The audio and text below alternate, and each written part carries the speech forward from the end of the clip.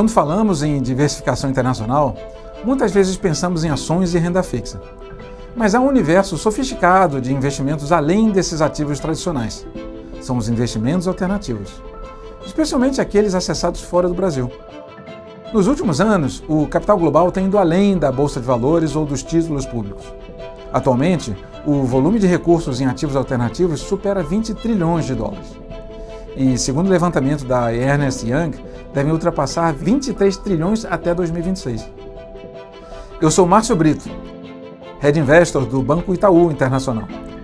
No último episódio da série Visão Global, vamos explorar o papel dos investimentos alternativos na construção de portfólios mais resilientes e descorrelacionados. Só em 2024, o setor global de hedge funds apresentou um patrimônio sob gestão de aproximadamente 4,5 trilhões de dólares, crescimento de quase 10% em relação ao ano anterior. Para se ter uma ideia, existem mais fundos de private equity do que unidades de McDonald's nos Estados Unidos. E para falarmos sobre o universo de investimentos alternativos, convidamos o Silvio Castro, Head de Solutions e Fund of Funds do Itaú, que vai nos ajudar a entender como esses ativos funcionam, quais são os principais veículos disponíveis no exterior e como avaliá-los dentro de uma estratégia global. Silvio, muito obrigado por ter aceitado o nosso convite. Bem-vindo a Miami, é um prazer estar aqui com você. Obrigado pelo convite, prazer estar aqui. Então, muito bem, vamos começar aqui com a nossa primeira pergunta. Afinal, o que são os investimentos alternativos offshore e como eles se diferenciam dos investimentos no Brasil? Marcelo, vamos fazer o seguinte, eu vou começar te contando o que não são os investimentos alternativos. E aí fica mais fácil da turma entender. Bom, o que a gente chama de investimento tradicional, basicamente é a renda fixa, seja crédito, seja títulos públicos que são transacionados e as ações que a gente vê na bolsa. Isso são os mercados tradicionais. Tudo que escapa desse mercado, a gente de alguma forma classifica como alternativo. Então eu vou te dar alguns exemplos. O mercado de imobiliário privado, investimentos em infraestrutura, commodities de uma forma geral, os famosos hedge funds, private equity, que são os investimentos em empresas privadas, venture capital, que são os investimentos em empresas que estão começando a sua jornada. Então tudo isso compõe esse universo que a gente chama de investimentos alternativos. Entendi. E por que esses fundos têm ganhado tanto espaço ultimamente, né, nas carteiras sofisticadas nos últimos anos? Vamos voltar para o mundo dos tradicionais? Então, quando a gente monta uma carteira com ações, basicamente, você tem uma porção de fatores que você está tentando capturar ali, né? Então, tem empresas que você está comprando porque são muito baratas, tem empresas que você está comprando porque vai acelerar o crescimento dos lucros e tal. Quando você está... E, de uma forma geral, todas elas são muito relacionadas a um ambiente macro geral e elas sobem junto e caem junto. Quando você aplica um dinheiro na renda fixa, basicamente você está, de alguma forma, tentando capturar um prêmio de risco de crédito e, eventualmente, essas flutuações da taxa de juros. Então tá bom. Todas as outras formas de se ganhar dinheiro, você tem que tentar capturar nos investimentos alternativos. Então, vou dar um exemplo. Se você tem um fundo cuja competência do gestor é comprar litígios e tentar resolver esses litígios para receber aqueles valores que estão sendo discutidos, você não consegue capturar isso comprando uma ação ou investimento numa renda fixa. Se você está olhando oportunidades entre vencedores e perdedores numa tendência, como por exemplo, sei lá, inteligência artificial, você não consegue isso somente dentro de uma carteira de ações. Você precisa de um gestor que seja capaz de alugar papéis, vender papéis, pegar esse dinheiro, comprar mais papéis que tendem a se beneficiar. Você tem uma porção de empresas de tamanho pequeno e médio que também precisam de crédito para crescer, mas o mercado de títulos de renda fixa negociado normalmente são muito focados nas empresas muito grandes que têm acesso ao mercado de capitais. Então, de novo, em todas essas etapas, essas jornadas onde você tem algum prêmio que ele independe simplesmente da bolsa subir ou cair, ou a taxa de juros subir ou cair, você também consegue capturar algum ganho, e como ele tem muito pouca relação com esses dois, a tua carteira como um todo fica melhor. E a coisa de uns 40 anos atrás, alguns poucos investidores privados e alguns poucos fundos de pensão aqui fora e alguns poucos endowments, que basicamente são esses fundos de doação que servem para, de alguma forma, compor capital e fomentar alguma causa no longo prazo, foram os primeiros grandes investidores nesses mercados de fundos alternativos. Mas a grande verdade é que a gente investe em fundo alternativo desde que o capitalismo nasceu, né? Quando você é sócio de alguma empresa privada, né? É interessante que você fala alguns pontos importantes, né? Você tem acesso a uma série de setores e estratégias e companhias que você não tem acesso nos segmentos tradicionais, né? E me lembrou um outro ponto, Silvio. Quando a gente está falando de diferenças para o Brasil, né, a gente fala um pouco de multimercados, né? Mas o multimercado, principalmente o brasileiro, é um pedaço pequeno, né, do universo de hedge funds aqui fora, né? Você pode comentar um pouquinho mais sobre isso? Lógico, prazer. Só para você ter uma ideia. E aí algumas coisas que me chamaram muita atenção. A primeira é a seguinte, o que a gente chama de hedge fund no Brasil, que são os fundos multimercado, eles são o que a gente chama aqui fora do macro discricionário global, que basicamente é um gestor ou um grupo de gestores que está olhando oportunidades direcionais nas várias classes de ativos e tenta capturar essas grandes tendências. Pra você ter uma ideia, saiu um estudo há um tempo atrás de uma consultoria mostrando que o volume de recursos investidos nesses fundos macro multimercado no Brasil em dólares era maior do que o volume investido em fundos macro aqui nos Estados Unidos. Caramba! Agora, o que o pessoal não sabe é que esse mundo de macro discricionário aqui fora é uma parcela muito pequena, não chega nem a 10% do que é essa indústria. O grande filão que a gente vê na indústria de fundos de hedge aqui fora são, na verdade, o que a gente chama do long and short. O que é o long and short? Basicamente é um gestor que tem uma habilidade de montar tanto uma carteira comprada em ações, quanto uma carteira de empresas que ele vê pouca oportunidade, ou na verdade ele vê empresas que estão caras demais e com dificuldade de sustentar aquele valor que ela está sendo negociada, e ele monta um contra o outro. Justamente por ele trabalhar com uma carteira comprada e uma carteira vendida, essa carteira vendida ela funciona como uma proteção para a carteira comprada caso o mercado como um todo caia. E daí que vem o nome do hedge. Hedge é proteção, nada mais do que isso. Então, a maior parte dos investimentos nessa indústria está no long and short. Você tem uma ideia, essa é uma indústria que tem mais ou menos 4,5 trilhões de dólares. Realmente é muito, muito grande, sendo que mais ou menos 3/4 dessa indústria está aqui nos Estados Unidos, só para você ter uma ideia de ordem de grandeza. E até uma estratégia que ajuda a te tirar um pouco o risco de mercado, né? E que é o que a gente quer, uma das coisas que a gente quer nesses investimentos alternativos, né? Tirar a correlação com os mercados de Aliás, geral, né? Está aqui um ponto importante que você trouxe. Se você é um investidor em multimercado no Brasil, mais uma razão para você alocar em alternativos, alocar em hedge funds aqui fora, porque complementa muito bem uma carteira que é muito boa de macro discricionário lá no mercado local, com uma carteira de bastante exposição ao mercado de renda variável com long and short, coisa que infelizmente pelo tamanho do nosso mercado não tem tantos gestores que têm essa expertise de fazer tantas posições no famoso long and short, né? Claro. Ô Silvio, ok.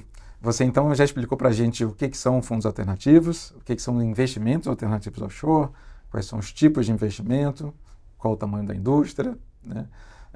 Você pode elaborar um pouquinho mais para a gente, e você já até comentou um pouquinho sobre as vantagens, né? Já deu para entender um pouco, mas dá para elaborar um pouquinho mais? Quais são as vantagens dessa classe de investimento? E uma pergunta que a gente recebe bastante aqui dos nossos clientes, principalmente ultimamente, né? Ela ainda continua sendo vantajosa num cenário de renda fixa alta nos Estados Unidos e no mundo, de uma maneira geral? Bom, vamos lá, ótimas perguntas. A primeira coisa é o seguinte, no final, tudo que a gente faz quando a gente está pensando em construção de carteira e traduzindo vantagem, ela sempre é ou sobre a ótica de tentar melhorar o seu retorno esperado ou tentar de alguma forma controlar o seu risco. Okay. Então vamos entender como é que esses investimentos alternativos te ajudam com essas duas coisas. Primeiro, a parte do retorno esperado. Como eu tinha comentado contigo um pouquinho antes, como os investimentos alternativos, ele te expõem a fatores diferentes, né? Como, por exemplo, a capacidade de você negociar um acordo, a capacidade de você fazer um investimento em infraestrutura, a capacidade de você escolher boas empresas comprado e vendido. Então, nada disso daqui depende simplesmente da bolsa subir ou cair. Mas, se bem gerido, cada um desses fatores trazem um retorno adicional. Porque, em última instância, quando você está construindo essa sua grande holding de investimentos alternativos, como esse é um capital tipicamente um pouco mais paciente, ele se beneficia de prover liquidez para o mercado. E se isso é feito de uma forma eficiente ao longo do tempo, você tem um prêmio adicional que você captura. Claro. Na hora que você compõe esse prêmio com o restante da tua carteira, você vai ver, e a gente tem bastante estudo interessante sobre isso, que não só isso derruba o teu risco total da carteira, pensando em risco aqui, o quanto que a sua carteira chacoalha e o potencial de perda permanente no tempo, né? Claro. Como também melhora o teu retorno. Porque, de novo, vai ter época que você vai ter... Claro, a gente está vindo numa janela super boa nos últimos bons anos de retorno na renda variável e tal, mas a gente às vezes pode passar uma janela mais longa, onde nem a renda fixa nem a renda variável trazem grandes retornos. E aí você ter essa diversificação acaba te trazendo retornos vindo de outros lugares, que você compondo na tua carteira vai melhorando um pouco esse teu prêmio, né? Pra você ter uma ideia, existe alguns estudos que mostram que você deveria esperar alguma coisa entre 1,5% e 2,5% ao ano, entre você estar exposto em ações públicas e ações privadas. Okay. 2,5%, 2%, não parece muita coisa, mas é. Porque quando a gente pensa na nossa jornada como investidores, a gente vai investir muitas vezes por décadas e muitas vezes esse dinheiro atravessa gerações. Se você vai compondo 2% ao ano a mais, Claro. Esse número ele vai ficando bem diferente lá na frente, né? Então, eu acho que e isso foi o que chamou muito a atenção desses investidores institucionais lá atrás, que foram os participantes do mercado que fomentaram essa indústria. Eles começaram a perceber o seguinte, falaram, bom, o meu passivo é um passivo que é um dinheiro que eu tenho que devolver ou usar daqui a 2 décadas, daqui a 3 décadas para esse participante de um plano ou o que for. Então, por que eu preciso ter uma carteira de coisas que vencem amanhã, que eu preciso fazer liquidez amanhã, se eu posso capturar ao longo dessas 2, 3 décadas 2% a mais ao ano? Perfeito. Então, é daí que veio esse crescimento enorme de uma indústria que hoje só em private, a gente está falando aqui de 14 trilhões de dólares no mundo aproximadamente, né? Caramba. Não, e é interessante notar, o que você traz para a gente é o seguinte, quer dizer, em mercado financeiro a gente tem uma relação intrínseca, né, entre risco e retorno, né? Assim, para você, de uma maneira geral, ter mais retorno, você tem que correr mais risco, né? Mas o investimento alternativo, você pode quebrar um pouco essa relação, né? Se você medir risco por volatilidade, você pode ter casos onde você tem uma volatilidade até menor, né, do que nos mercados tradicionais, mas ele vai te entregar um retorno maior ao longo do tempo. E a gente tem comentado muito aqui em episódios anteriores o benefício de usar o tempo a seu favor, né? Não no sentido de, às vezes o investidor fica muito preocupado com o timing, qual é o timing certo de entrar na bolsa, de entrar na renda fixa, de mandar o câmbio, né? E aqui você está trazendo para a gente mais uma vez que com esses retornos não correlacionados com mercados e com esse diferencial, com esse delta em relação a mercados tradicionais, se você tiver a paciência, o tempo e o horizonte de longo prazo, você vai acabar trazendo retornos e resultados para a sua carteira, né? Sabe, Márcio, você falou uma coisa muito legal, que quando a gente olha o retorno que um gestor oferece, seja num fundo bem passivo, seja num fundo mais ativo, o que a gente percebe é que para muitos investidores, a experiência que ele tem é muito diferente daquele retorno que aparece. Claro. Por quê? Porque ele entra quando o mercado está andando demais. Aí, na primeira decepção, com uma janela curta, ele já sai, aí ele volta e ele sai. Quando você vai ver, a taxa de retorno que ele teve compondo esse dinheiro foi muito pior do que aquela classe ou aquele produto ofereceu no tempo. Uma das grandes vantagens desse capital mais paciente é que na hora que você aloca o recurso na classe, e esse recurso começa a ser colocado para trabalhar, e isso varia, dependendo do produto, de 3, 4, 5 anos até 10, 12 anos, como você não tem essa flexibilidade para ficar entrando e saindo toda hora, eu acho que no fundo você acaba não se atrapalhando tanto. É verdade. Né? Então, tem mais um ganho adicional aqui, que ele é comportamental. Assim. É verdade, interessante. Tem um prêmio aqui de retorno esperado que a gente tem mais dificuldade de capturar, mas que provavelmente quando você comparar, não com o índice, mas com o retorno que as pessoas têm investindo o seu dinheiro, provavelmente o mercado privado é ainda melhor por causa dessa paciência forçada, né? Perfeito, interessante. E até um gancho ótimo para a gente falar da próxima pergunta, que é o seguinte: qual o perfil de investidor que você acha que é mais adequado para esse tipo de investimento alternativo? Hoje eu estou com a mania de falar para você para quem não é, né? Para responder a tua pergunta. Então, eu acho que aqui vai mais uma. Eu acho que se você é um investidor puramente de renda fixa, de curto prazo, que passa só o caixa e tem uma preocupação enorme em ter completa disponibilidade dessa liquidez no curtíssimo prazo, por qualquer razão que seja, é mais difícil você se beneficiar de um capital que tem que ser paciente, porque por definição você não pode dispor dessa paciência. Agora, se você é um investidor que já tem um perfil mais balanceado, que já compõe a carteira usando tanto lá no mercado local quanto aqui, já com um pouquinho na renda fixa, um pouco na renda variável, já está acostumado a ter um pouco de crédito privado. E principalmente, se no teu planejamento existe uma parte do seu capital que você, de fato, está olhando para um horizonte mais longo, investimento alternativo é parte do teu portfólio com certeza absoluta. É só uma questão depois de desenhar. E aí ninguém é melhor do que o teu time para ajudar o investidor a desenhar esse peso, certo? Claro, perfeito. Porque, quer dizer, talvez o único preço, né, o preço mais importante que o investimento alternativo te pede é abrir mão de uma certa liquidez, né?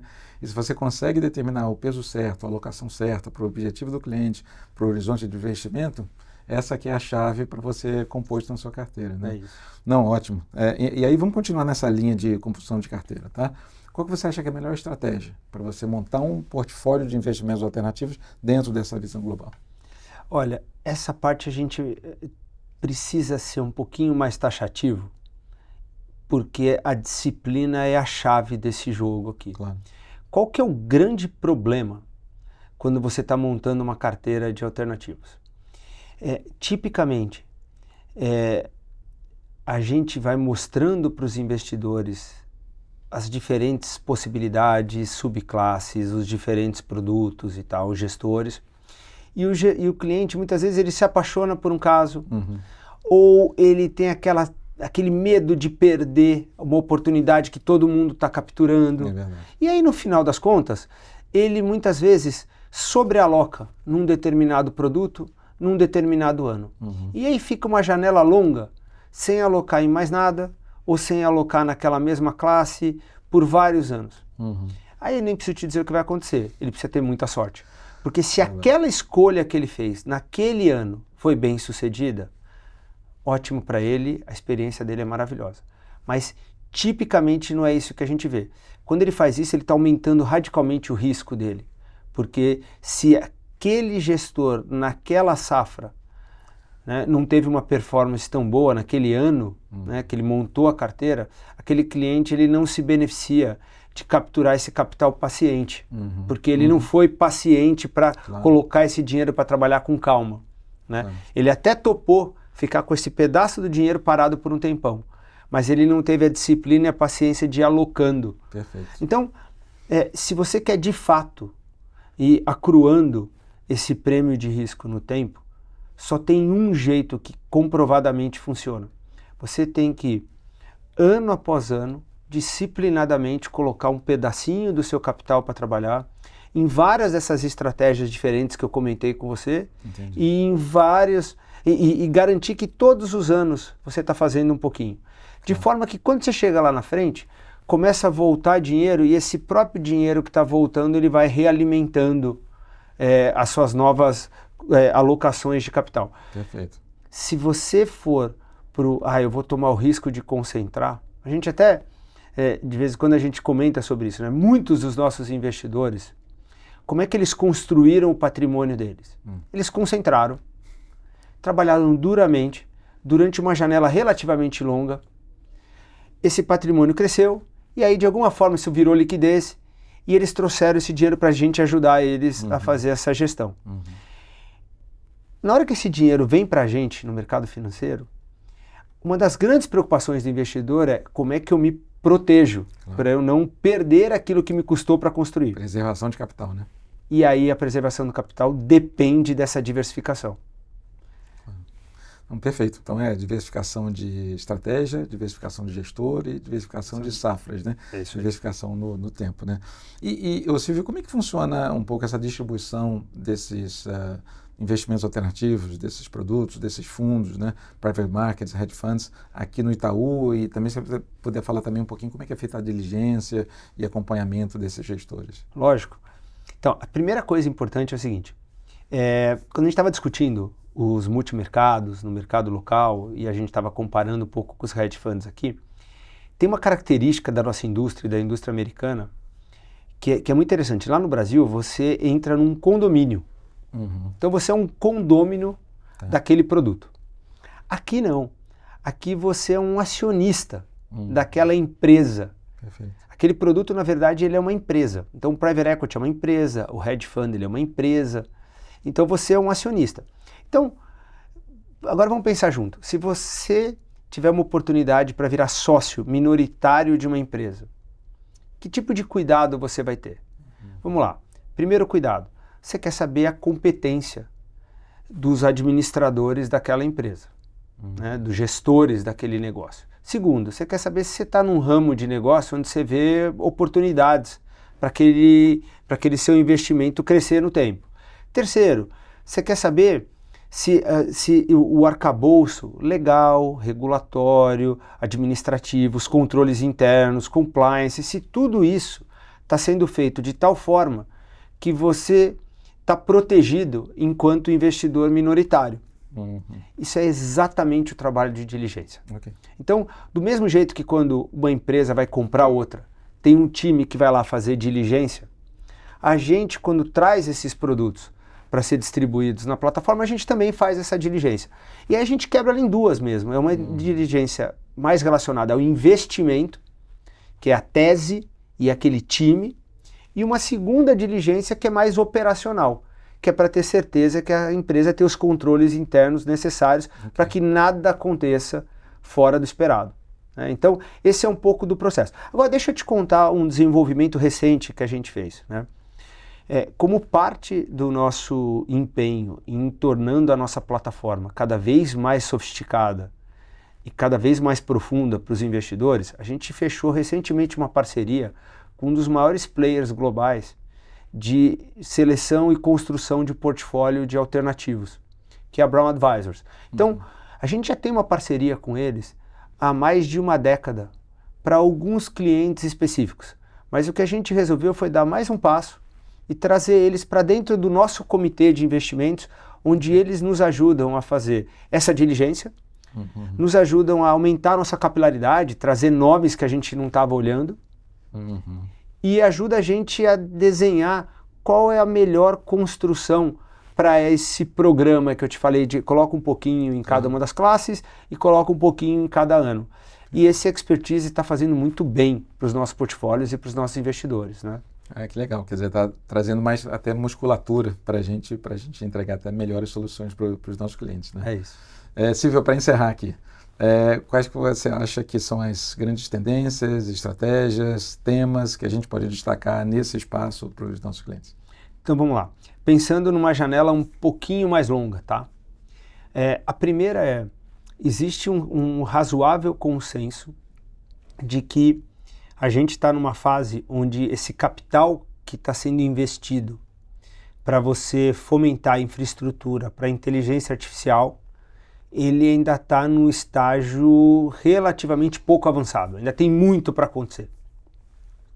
A segunda coisa a gente vê cada vez mais uma busca por pensar em nessa infraestrutura, como que você quebra os seus investimentos. Então, real estate para data center, plantas de energia para, enfim, power, né? Esses negócios são os provedores de chips, são os provedores de cobre, metais raros, prata, que você precisa para construir essa infraestrutura.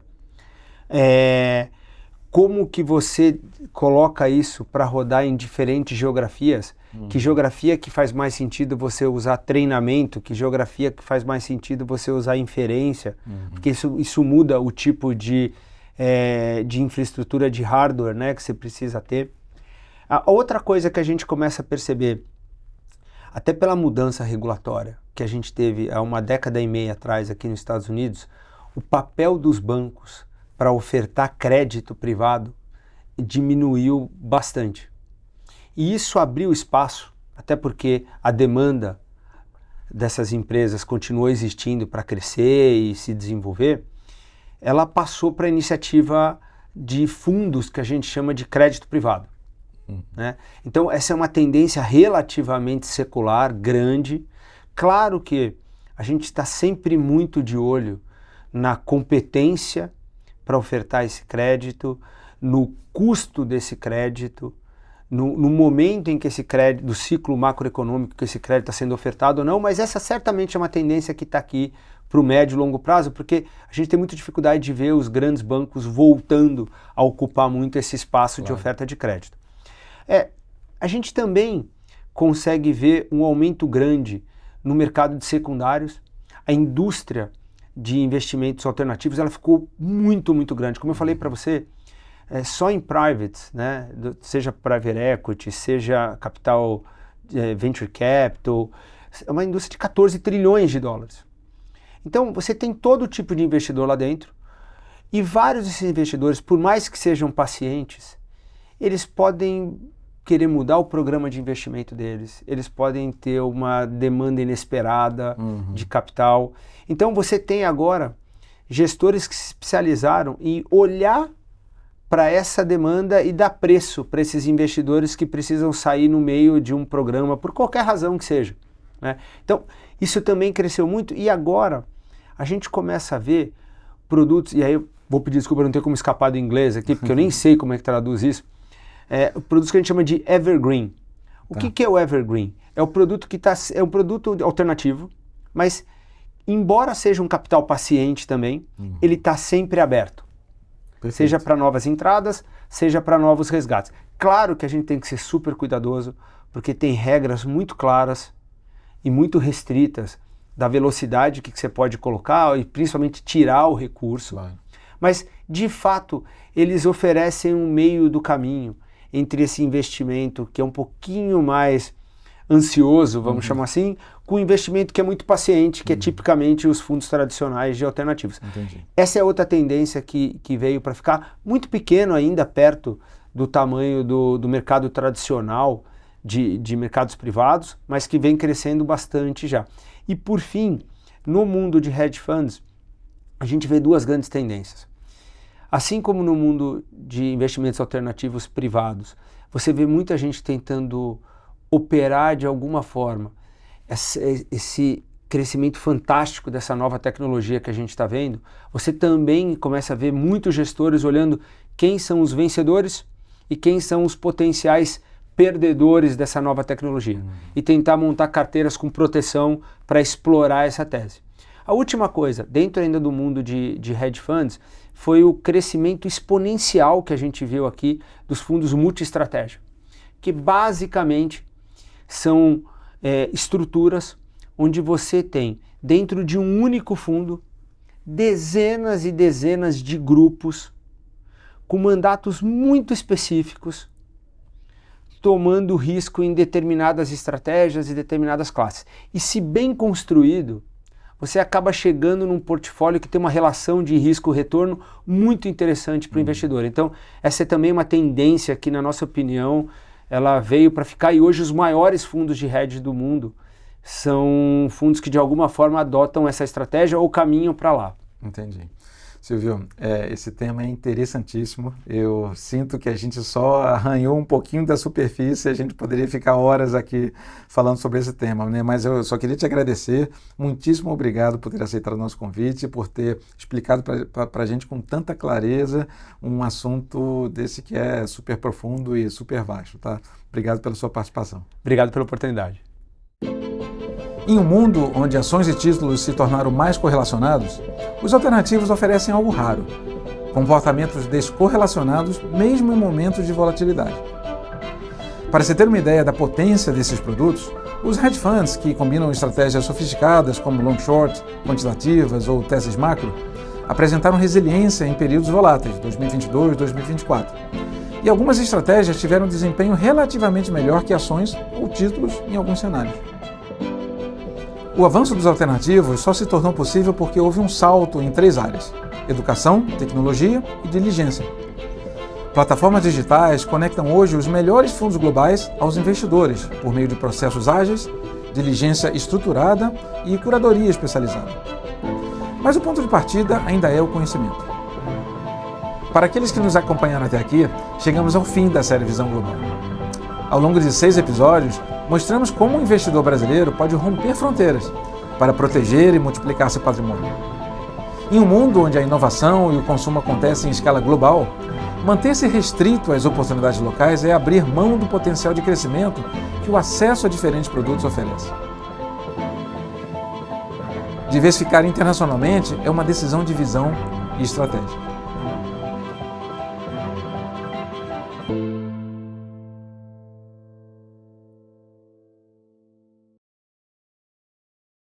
Este vídeo tem finalidade exclusivamente informativa. Não constitui pesquisa de investimento nem aconselhamento financeiro e nenhuma recomendação ou orientação financeira está sendo oferecida. O conteúdo do vídeo não leva em consideração os objetivos de investimento, a situação financeira ou as necessidades específicas de nenhum investidor. As opiniões e pontos de vista expressos neste vídeo podem divergir daqueles de outros departamentos ou divisões do Itaú e de suas afiliadas.